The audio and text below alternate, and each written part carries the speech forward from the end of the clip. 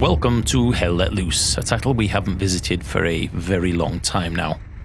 With a new map now here playable called Purple Heart Lane, we're going to be pushing behind the armoured section down the main road in towards Carentan. Can the tank crew survive? Can I repair the tank in time as an engineer? And is it going to be literally Hell Let Loose on the Crossroads? We're holding the Carentan again on defence duty, okay?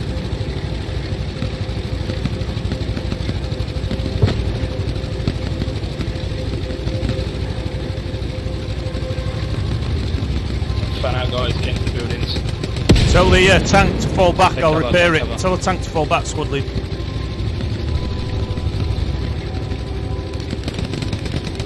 Yeah, I've done.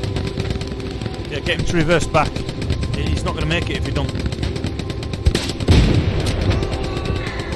Shit. Yeah, Medic! Medic! Man down, man down. No, he's not. Okay, that tank's gone. Why didn't the tank Left side, fucking left listen? side. Guys, take cover.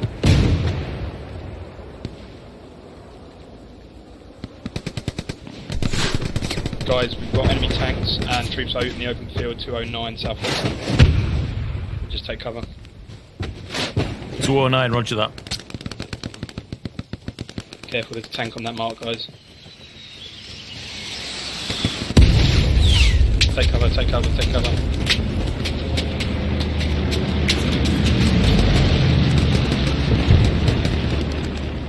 This is a bad place, Sarge. There's hardly any cover. They're calling out to you. Take cover, take cover, take cover.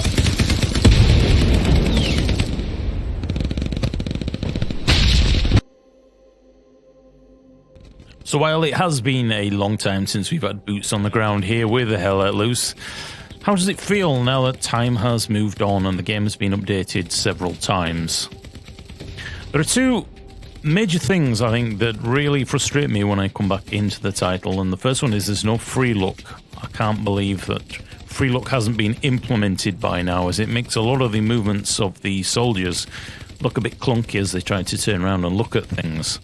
And another thing that I'm finding it hard to believe is we've got no transport as yet. Meaning, like the early days of Squad, a lot of players get frustrated with spawning in, having to run a long way to get to the front line. Now, sure, this is historically correct for a lot of the infantry, but there was transport vehicles to get them up to the front lines. So we still have a long way to go when it comes to the title. Much akin to Squad and other games of this ilk, it's all about the communication and the squad leader. If you have a poor squad leader who doesn't know what he's doing or doesn't want to use the microphone, or if you have squads where there's no medic, no support class or engineer, it really does limit what you can do in-game and the enjoyment and immersion you can get out of it. Now on screen you can see I've turned all the HUD off. Every single item I can turn off is switched off. I find this increases my immersion massively, but this has got to be from your perspective and your own immersion levels. This makes it much harder. It really does help though when it comes to identifying the enemy. You can start to identify the Americans versus the Germans at quite a long distance by the silhouette and the way they run. German infantry ran with the rifle in their hands, one-handed, and the Americans, they were taught to keep it in both hands. So that's one way you can do it. And I just think you will get much more from this title if you turn everything off.